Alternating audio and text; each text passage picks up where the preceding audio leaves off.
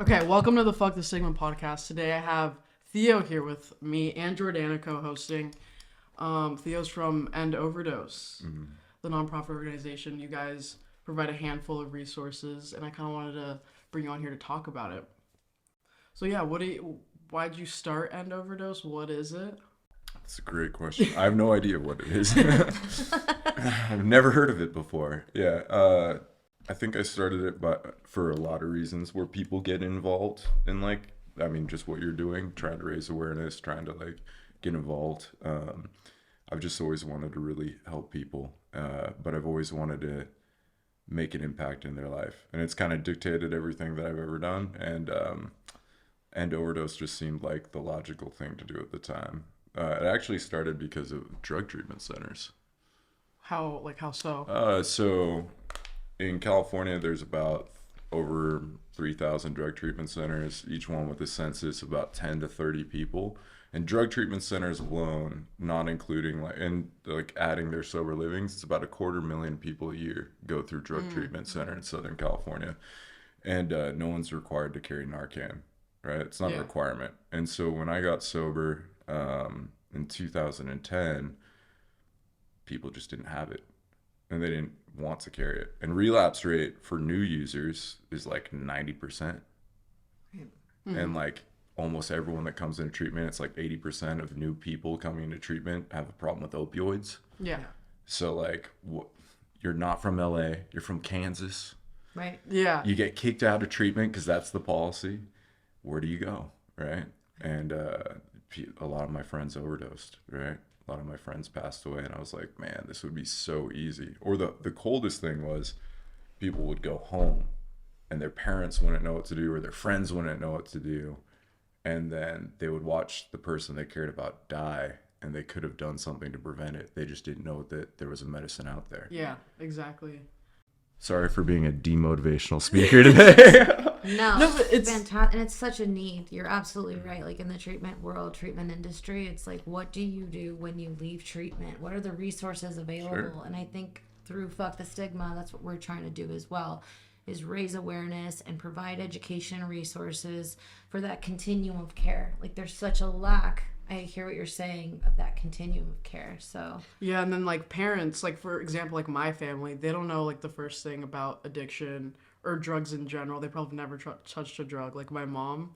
So if I were to have gone home, gone back to opioids, she wouldn't know what to do. There's Sure. not, and she's not informed or aware of how to reverse an overdose or what to do. Probably just call 911, and even in that time. And just hold on. Yeah. Just call 911 and hold on, which is a bad plan, man. Yeah. It's not enough. It's oh, fuck. Yeah. I hope they get here quick. 30 minutes for 911 or the paramedics to come, for sure. Always the best. On your website, it says, you guys are a nonprofit based in LA working to end drug-related overdose deaths through education, medical intervention, and public awareness. Oh, yeah. So what education do you guys provide? Yeah. I mean, so just like we were talking about earlier, right? Mm-hmm. There's a few different types of people, right? There are people that are, that would identify themselves as addicts, right? Or people that are coming into recovery. And then you have recreational drug users, right? Mm-hmm. Then you have people that have severe mental disorders. You have people that have clinically have issues, and you have these different ranges of people that use drugs. And one of the things is that, you were talking about your parents. If you went home and your parents were like, what the hell is this, right? To somebody that doesn't use drugs at all and never will, you're a crazy person. You're insane, right? Mm-hmm. And helping people understand the difference between that. Because for me, if you identify, if you come to me and you tell me, hey, I'm a drug addict, I self-identify as that, I have a problem with substances, I really don't want you to use, because I know what that means, right? If you're somebody that's hey, I'm a recreational user, I use sometimes, I use and I go to parties, I can take it or leave it alone, all right, have at it, live your dreams, right? But there's also a risk with that. Well, I mean, there's a risk with anything that could potentially kill you. But we take medicine all the time, right? You take tons of things, right? Tylenol can kill you if you take too much of it. Obviously, it's not fentanyl. That's really different.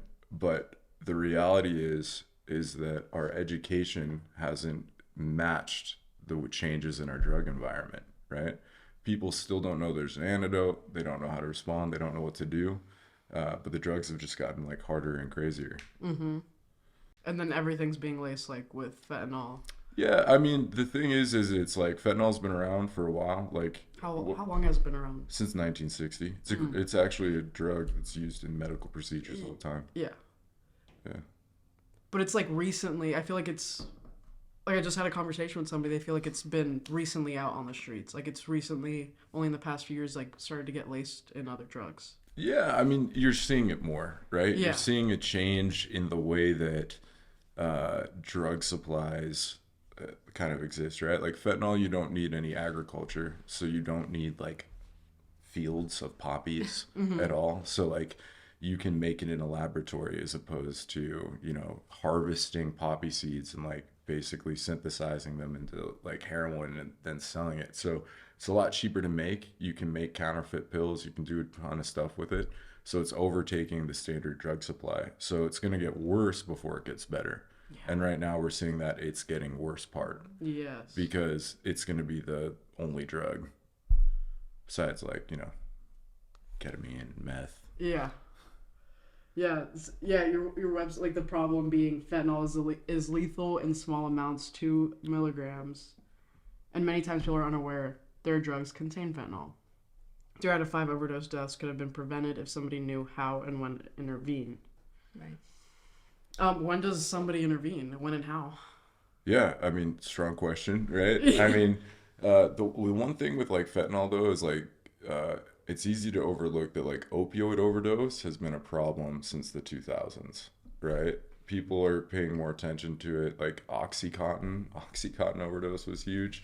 Heroin overdose was huge. So it's not just fentanyl. Fentanyl is just like, there's a lot of like media and scare tactics that go around it, but there's a lot of people overdosing on a lot of other stuff too. Yeah. And I think like medical professionals just keep prescribing it for like pain management. Yeah, but so there's actually like a lot of programs that are reducing the amount of pain management like that people get, like with narcotics, like prescription pills. They have actually have like ever since Oxycontin was really big in 2000, Purdue Pharma marketed Oxycontin as a non-addictive like treatment for pain. They said it was totally fine. Doctors went around, there were pill mills, tons of people went into treatment, boosted the treatment industry, right?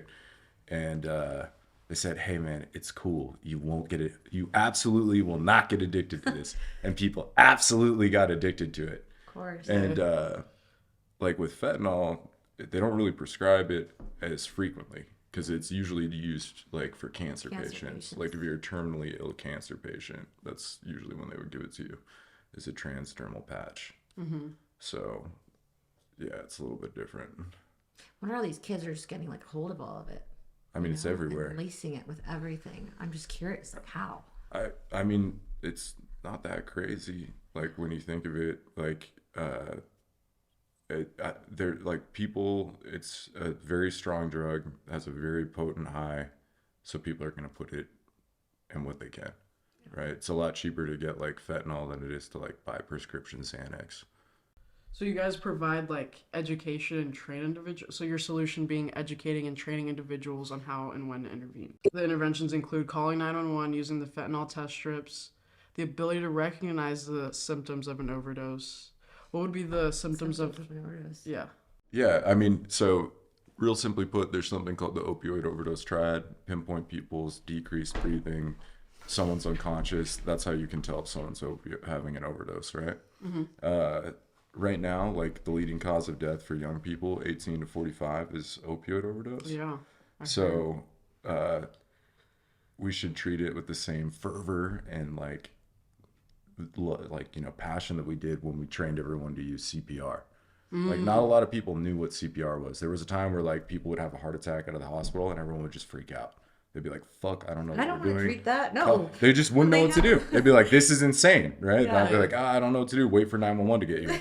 Yeah. And the American Heart Association was like, that's crazy. You could do CPR right now and they would live. Very simple concept, right?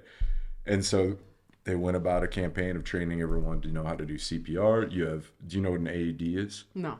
So it's an automatic defibrillator. Basically, if your heart's in a weird rhythm, you can put some patches on your chest and Have you seen the button the person says? Yeah. I've seen. Boom, I've and the person. seen it. That's an AED. That's an AED, Okay. right? Yeah. And that changes your heart rhythm, right? Mm-hmm. So you see those in certain places. You'll see them like posted on a wall, and I'll have like a heart, and I'll be like AED. You may have one here. But we don't do the same thing with naloxone, and we don't do the same thing with opioid overdose response, even though it's killing everybody. Mm-hmm. Yeah. And to me, that's insane, right? Like, we have an antidote, we have a training, and we have a problem. Let's just like put those two things together, right? Fuck yeah. Yeah, I mean, do you just like wait around and just be like, yeah, nah, man. I would hate to feel helpless. Have you ever been in a situation where you felt like you didn't have any power? Yeah. Yeah, that's how a lot of trauma gets formed, right? Mm-hmm. So, like, my experience, I'm a paramedic, I'm also a firefighter, and before I became a firefighter, I was an EMT, and I would go around, I would go to these people's houses, and I would experience people losing somebody and not having the power to do anything about it.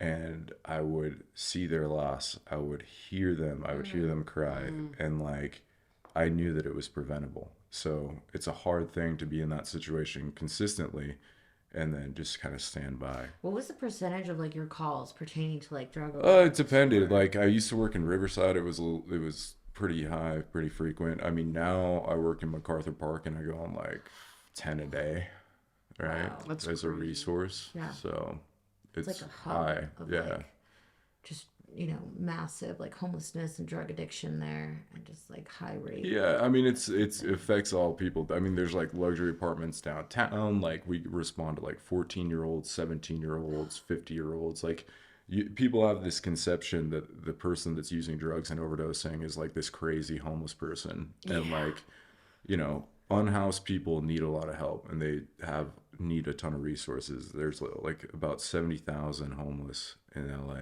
right?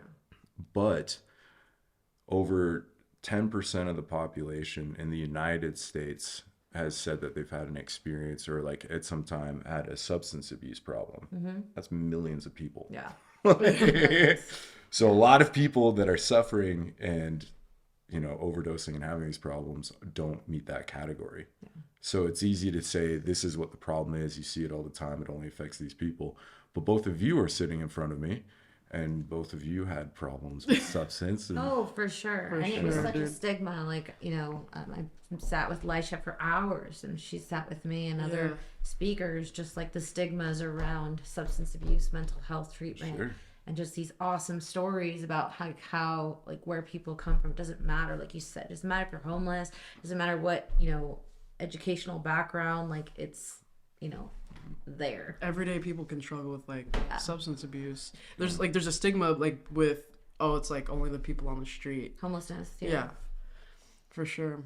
yeah, I mean, before y'all, you know, started the podcast and like came in here, like, what was your experience? Like, what did you, before you had it identified as someone's substance abuse problem, what did you know about someone that used drugs? Like, what did you hear?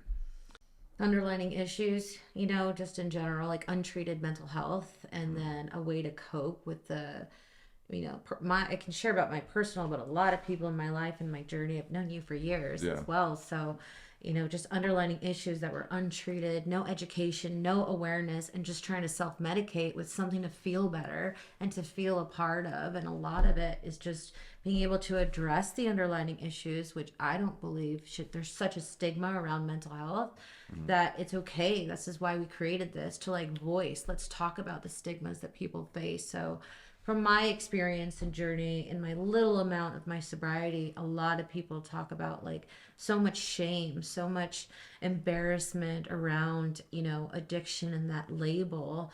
And then at the end of the day, there's all this like, oh, when I was a kid, I was diagnosed with X, Y, and Z, but it was like embarrassing. Hush, hush. Don't talk about ADD, ADHD. Don't talk about depression or anxiety. Like, you gotta match what society says and how you need to look, how you need to act, how you need to be. And it's whether if it was religion, there was so many pressures just from like conversations I've had, like so many pressures placed upon society. And I think, you know, together collectively, we're just trying to like say, fuck that, you know, let's just talk about what's really going on and just voice it. I hope I answered your question. I get really passionate, kind of like you, when it comes to like mental health and substance abuse, but I think I answered your question. Sure. For me, it was really hard and took me such a long time to admit I had a substance abuse issue because of the stigma I like placed on people who were addicts. So like I viewed them as, I was one of the people that viewed them as like the people on the street or like Under a bridge. Yeah, or just like somebody who, I don't know, barely like wore the same like whatever, like didn't shower. I don't know. Like I just had a weird view of Those non-showering people. Yeah. No, they're all. Yeah. They're criminals. I didn't want to be that, like anything that wasn't. I just tried to like project it out. Like I didn't want to identify as somebody who had a substance abuse disorder, even though I was at the drug dealer's house every day. You know what I mean? And then like suffered so many consequences because of like shit I would do under the influence, and like not having anybody's trust anymore, losing the trust of my parents, friends, only down to one friend, and not going to school, almost flunking out. Like it was ruling my life, but I couldn't see it. And then like kind of circumstances brought me to like get help. Like I didn't seek it. I didn't really want it. I got 3 DUIs, and then like they were like, dude, you might need to go to treatment. I was like, all right, I'll do it for my cases, but not because I actually need this. Sure. So, but then like when I got here, like my eyes kind of just opened a little bit. Mm-hmm. And then I was like, okay, yeah, maybe I do have a little issue with it. And then recently, only a few months ago, I was like, I started questioning it again. Mm-hmm. Like kind of going back on like, no, I don't have an issue, because like, look at me, I'm sober now. I've been sober for like X amount of time. So, but then like the time passes and you kind of forget how bad it was or how much you used. And my thing was Xanax, so I would forget. I like to forget. So the bulk of my addiction, I don't exactly remember. Fair enough. Like a goldfish, you get from one side of the bowl to the other side, and you're like, I don't know what's on the other side. Let me go back. But do y'all think that everyone that uses a substance has a substance abuse problem? No, not at all. No, I think there's people who like can say like have a really bad time drinking and like, oh, why would I do that again? Or like say they have a beer or two, accidentally hit like a trash can. They're like, oh, I'm not gonna drink and drive anymore. I should know better than that, and don't do it ever again. But I totaled 2 cars and then managed to do it a 3rd time under the influence. Yeah. So, I mean, do you think that there's like a societal misinformation of people that use substance are automatically I think so, for sure. For some, drug yes. addict? For some, yes. And is that a problem of its own? Like, what do you think about that? It's circumstantial sometimes. Yeah. In my opinion. Sure. But no, I don't believe that, because you drink. It's circumstantial, and it's those underlying untreated issues, in my opinion. Sure. And I think that it's so easy to place a label on something, right? Yeah, but also like, where do you draw the line? Like when would you think somebody might have a substance abuse issue? It's their discovery. It's their journey. Yeah. If they see that, my life's falling apart because I can't stop shooting up heroin, and I've started off with X amount of like lifestyle or funds, and like now I'm, it's really for one to discover. It is a self-diagnosed Theo, what do thing. you think? It is a self. It is a self-diagnosed thing. But I have a question for you. If you do meth once, like do you think somebody can like casually use meth? Yeah, I think so. I had a friend that I grew up with that like tried heroin with me, and they used it like a few times. Used it monthly. They don't do it anymore. They're a father, they're a chef now. No problem. Yeah. Blew my mind, right? Yeah. Blew my mind, right? I've met doctors that like take acid and they chill. Yeah. It's totally fine. So like, I look forward to the weekend because this is when I drop ecstasy. Yeah. It's like a thing. They're like, I'm going to the desert. I'm going to do mushrooms with my friends, and they leave it alone. They're and fine. the ayahuasca, like, all right. the latest thing. Like these people that just want to do ayahuasca for the weekend. Ayahuasca doesn't sound very fun. I'm upset I can't do it, dude. Really? It sounds bad. You like get super sick. Yeah, like I heard like if you think you have to fart, you're actually gonna shit. Yeah, it's like doesn't sound like a fun I forget. experience. Just like crazy tripping, and I'm out. It just seems like I would be out of control, and I don't want to be in like the middle of a jungle, like experiencing that with no. Well, you get like a help or rub. support. You have a a lot of the shaman, I places think. they get like a rub. There's a shaman, alleged shaman. Yeah. Could be Like, like guides you Dave. Could be through like it. Dave that like moved down like somewhere. Yeah. Yeah, we love Dave. Yeah, He's we the do. best, man. Dave's Everyone's got a awesome. Dave. Everyone's got that shaman friend. And did you have a stigma around addiction? Yeah, I mean, I think it's like really normal to grow up in our society and like assume like it's the best kept secret, right? Like, hey, the only people that I can share that I have like I'm using a substance with are people that also use substances, because immediately the first thing you get confronted with is, "Ooh, you shouldn't be doing that," right? Or someone assumes immediately that like you have a substance abuse problem, right? And that's not everyone's experience, right? That's not everyone's case. It was for me. Like, I for sure have a substance abuse Well, I was problem. gonna ask you, share Right. with us a little bit about like your journey, like where you were like born and Yeah, raised, and I like, mean, I if grew you're up open in to it. Seattle, Washington, and Uh-huh. Seattle was really affected by the Oxycontin epidemic. I mean, grunge culture was Yeah. super big there. Black tar heroin, like I call it heroin rock, like Alice in Chains, and Yeah. like just like right. Speaks to your heart. Yeah, but like I had a substance abuse problem like when I was 13. I got strung out on pills because I broke my leg and I got overprescribed. How did you break your leg? I jumped off a flight of stairs. Like Just for doing fun something. or Yeah, just for 'cause? fun. I was like a teenager. Is this the landing? I tried to clear 2 It's flights. fun Didn't being a make kid. it. You know, just like let's Oh. go anytime, any place, right? And you know, I got overprescribed on a medicine, and then by the time I got into high school, I was off of it, and I just had that feeling. And so I met somebody that had pills, and then heroin, and then I used really hard and I used really fast, and I I didn't have a doubt in my mind that I had a problem. It just I didn't realize what the difference between having a substance use disorder and just being a regular person was, right? And so it's also difficult when you're young because Yeah. you're younger, right? So Yeah. like you can bounce back really easily. Everyone's just kind of like, you're fucking young. Yeah, It's you're not a young, big you're- deal. Yeah, it's not a big deal. And it's like, all right, but at what point, right? And then there's nothing like, you can't send me to enough camps. You can't like yell at me enough Yeah. to like make me stop, right? And it just Remember the Dare program and all those like commercials? With, like, see, "This is I your never brain I on never drugs." did Dare. I don't think Dare was like there for me.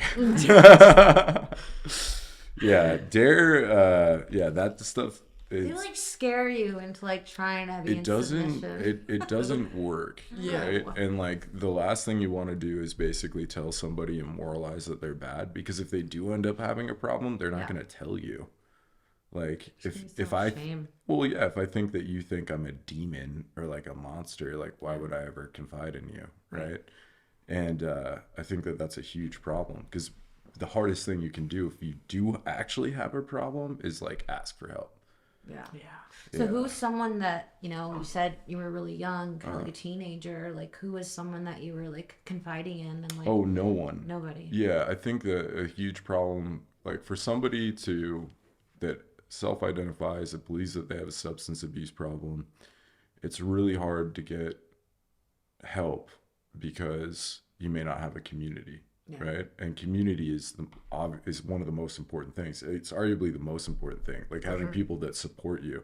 The other problem is if you have a substance abuse issue and you're like heavy into your use, you could be kind of a shitbag, right? You cannot be the most lovable person around. Yeah, It's and part you of the symptoms, Yeah, you right? start getting isolated because you're fucking everybody over. Well, yeah, and also like your mood is crazy. Like the way you're behaving is really painful to people that care about you. They don't want to watch you die. You don't understand the problem that you have, and it's really easy to push away the people around you, and then you're left isolated. So even if you want help, who are you going to ask, Yeah.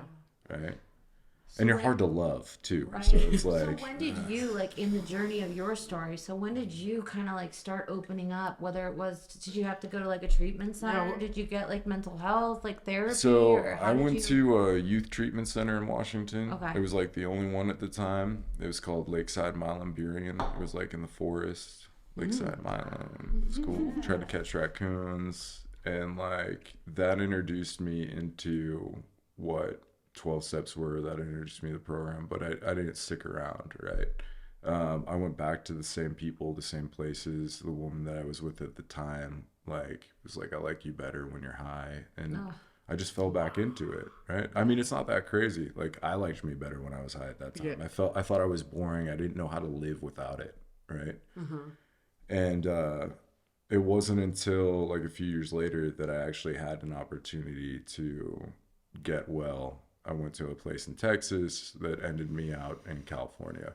Actually came to California because I thought Pasadena was like in a forest. I thought it had a lot of trees. It does. I got a treatment center pamphlet for the Bishop Gooden.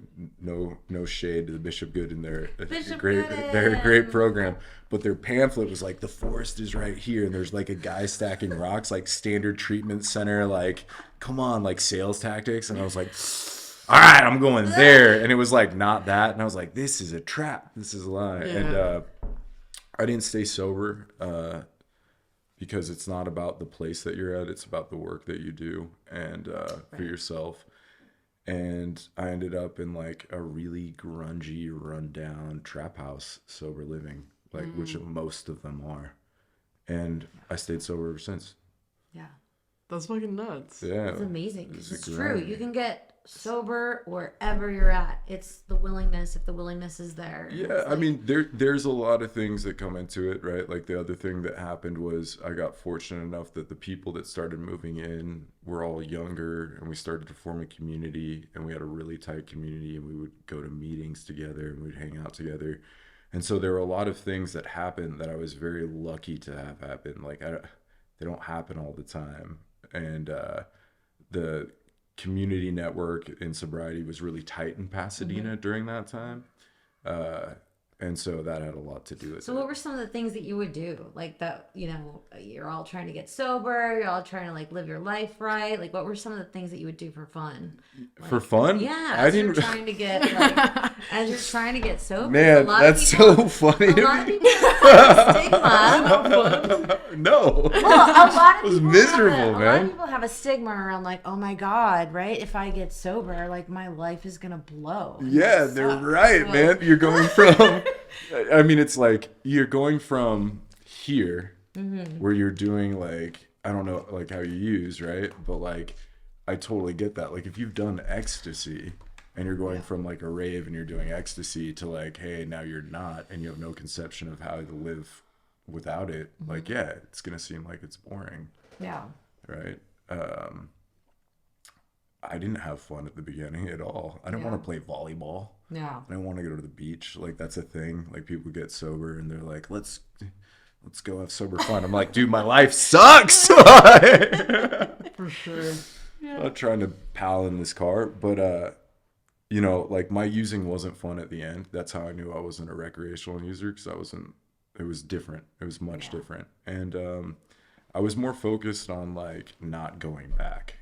So for me, I was just like, whatever I have to do to be different and like identify how I can really have a life outside of this one that I had before was really important to me. So like I had to find meaning. That was it. I had to find meaning, because like I couldn't experience life through recreation the same way. So I was like, I have to discover something else for myself. So I was Can you like, share what's with us like meaningful? what was that? Yeah, what that was the meaning? What was that turning point? Because a lot of people struggle out there and they are on the like cusp of like, hey, I want to get well, but like I want to like share insight around like what does it mean to have like that moment, that shift, and like to where you're like, I matter, I'm valuable, and like I want to try this thing. Yeah, I think that like, I mean, self-esteem is a huge problem, right? Like when I got sober, I didn't have any self-esteem. I had no self-worth. So I wasn't like, I matter. I was like, I do not matter, right? And I think a lot of people share that. But I wanted to, for me, I had seen the life that I lived before, and taking new action seemed like a big risk. Right? It seems like a risk. Like, what is my life going to be like without this thing? What's up, man? Talk about the thought. You just let out a big sigh. Yeah. What's up? Fill me Where in. did you go? Isn't it crazy? The human body does that. You're It's like, just, it's just like I didn't even think about Are you sighing. identifying? Yeah, you know, like it's I beautiful. I didn't have meaning when I was using, like, I didn't see my life going anywhere when I was using, but using made it feel a little bit better. And then I got sober, and I'm like, I guess I'm doing this thing, but it's like, what now? Sure. Like, what am I going to do? What is my purpose of being here? You start questioning life in general. Like, how am I going to make am I going to make a difference? Like, what am I going to do to, like, help somebody? Do I want to help anybody? Like, what am I passionate about? What do I like? I didn't even know my interest. Sure. You know, so over that. time, I just started, like, doing things and finding out what I like to do. And then part of it was this, like, just making videos, and then I kind of, like, turned it into being able to spread a message. So yeah, I relate. Yeah. Over time, it kind of just fell into place a little bit. It's scary, man. You got to The way he's articulating it is like, Yeah. you're living it. Like, so keep going. It is scary because you actually have to, like, It's put scary, initiative in action. Yeah. And then my head wants to, like, kind of keep me low sometimes. Like, I'm, like, fighting a battle in my head with, like, you want to do this, but where's, like, that, like, you have the motivation, it's just like, but you want to sit on your ass and do nothing. Do you though? Like, where Like, does I'm that scared- voice come from? Like, is that you or is that something else? It's something else. It's not, I don't think it's me. Who is it? Whose voice is talking to you, man? The addiction side of me, I don't know. I feel like I have 3 voices in my head. Sure. It's like my higher self, like my ego, maybe 4, the neutral one, Sure. the one that's just seeing it all, like my ego, higher self, and like the one that's trying to bring me down, you know. And they're all just like fighting, going back and forth. One day one's doing better than the other, I don't know. But Sometimes you just need to take a nap. You know what I mean? Sometimes you just need to shut it down. Sometimes you're like, hey man, I'm losing today. The battle is not to be won. yeah, I'm taking a 30-minute shut it down, dude. Yeah. Bop, right? Yeah, Sure. for real. Yeah, I think that the scariest thing for, you know, because if someone's a recreational user, if somebody just like experiments with drugs, like a lot of this stuff may not apply to them. They can have the same thing. When you cross over into substance abuse, one of the problems is, you know, you're just maladjusted to living life, right? And life can seem really scary, because imagine if you could kind of do whatever you want. There was no blueprint. It was just like, what do you want to make of this thing? And you just don't know how to do that without this thing, right? Yeah. And that's a lot of responsibility and a lot of, you know, there's a lot of options. Are you indecisive? oh yeah. Yeah, you have the planet to choose from, right? You're like, oh, right? You can't even decide what to eat for like dinner. Yeah, man. Now you have all the food in front of you, right? You're Yes. actually in LA, which is a huge, you know. Mecca for food. Yeah. And the food trucks and all that. And really, it's like a luxury. Like, oh, I could choose anything, but it's like it's overwhelming. It's overwhelming. So like when I just wanted a regular life, man. That's it. I had lived a life that was like crazy. I'd lived enough. What's a regular life? Yeah. Like I wanted, you know, the societal American dream. I wanted like I just wanted like a 9 to 5, a white picket fence, and I just wanted it to be boring, dude. I wanted to wear like cargo pants or like whatever. I don't know. I just was like, let me just whatever that is. And you just meet people and you find things along the way. I mean, part of getting back in touch with yourself is you got to learn who you are, right? And that can be hard to do. It can be hard to live for yourself, and it can be hard to really be true to yourself. Yes. You know, it's a lot easier to hide. You said you had a full-time. You're a firefighter now, Oh, yeah. and you do end overdose full time. Like, how do you make time for you? I mean, that is my time, right? Yeah. But I think like the things that I do are taxing, like to a high degree, right? Being a fireman and paramedic takes a lot from you because of the stimulation that you go through. Where I work is also extraordinarily busy. And so you got to have things that refill your tank, right? And that's part of like being alive, is finding out, you know, what makes you feel whole, right? If you don't have an answer for that, that's kind of a problem, right? Because it's easy to just do stuff all the time. And for me, like, I'm like, not an exciting person a lot of the time, right? But a huge thing is getting that refill from community, right? Like if there are people around you that you can just be around that don't take from you, that like you feel like, all right, this is giving me something back, giving me some depth. Like when you really feel heard, like when you're talking to someone, you really feel heard. You're like, oh, Imagine. fuck, thank you, right? Like even if it's stupid, you're just like, yeah, yesterday I went to the store. They're like, yes, and you're like, oh. That one, right? And then on the other token of that, it's like, you know, when you're working with somebody, like I go to therapy every week, I have a sponsor, I still go to meetings, I work with other guys in program, 12 steps, and being able to do things for others fills it up. And so for me, it's like real simple. There's like different, like it wears different dresses. Like sometimes it looks like this, but it's all kind of the same thing. Yeah. Right. And I schedule that time in because I'm like always doing something. I'll work 72 hours or 24 hours. I'll get off. I'll go do end overdose stuff. We'll have like events coming up. We'll have trainings planning. I'll fall asleep on the office floor for like 30 minutes and I'll just go. You're nuts. It's amazing. You're nuts. Passion. Like this is your thing. Yeah. It doesn't feel like work? No, I mean, the thing is it's like not everybody gets the opportunity to do that type of thing. And so when you've kind of, like, for me, it's like someone once called it a passion project for me, but it feels like more than that because they're, you know, so when you realize people are depending on you, you can't stop. Right? It's not like, what are you gonna do? Just like throw in the towel? Just be like, I'm tired. I'm tired today. I'm not showing up. Yeah, not today, right? You know, like, could you imagine if a first responder came to your house and they're like, no, too tired.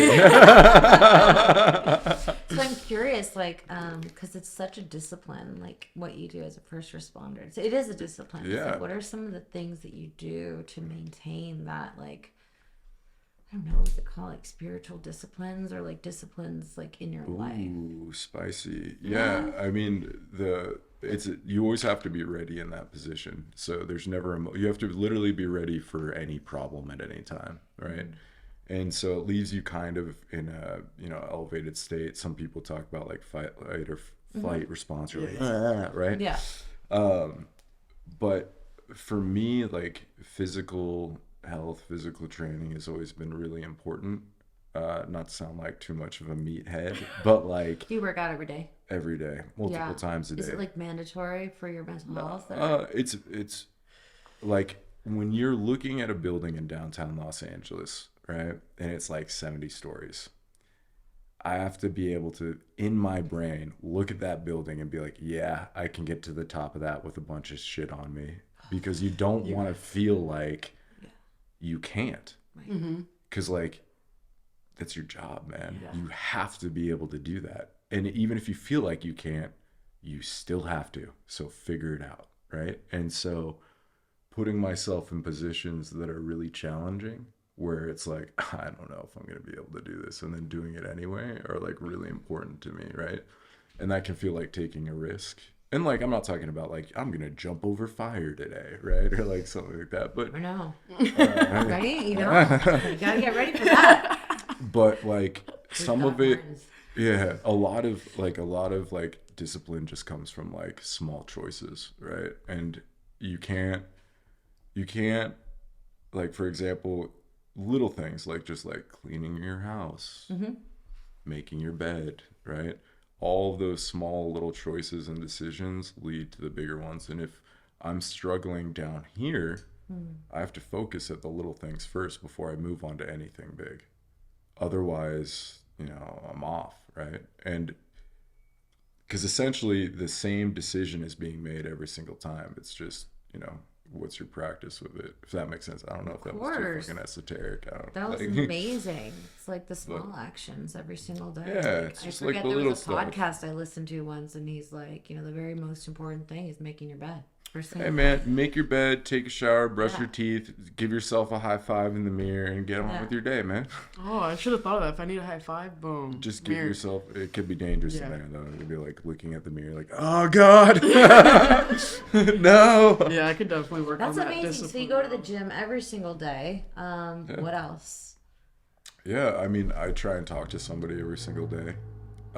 Something that's really important is letting people know who you are. What do you mean? So you can't go through life without somebody knowing what's going on with you, right? And it's really easy to do, right? You can be with people all the time and you can still isolate, right? Mm-hmm. And so who do you have in your life that you can trust enough to just tell them the truth?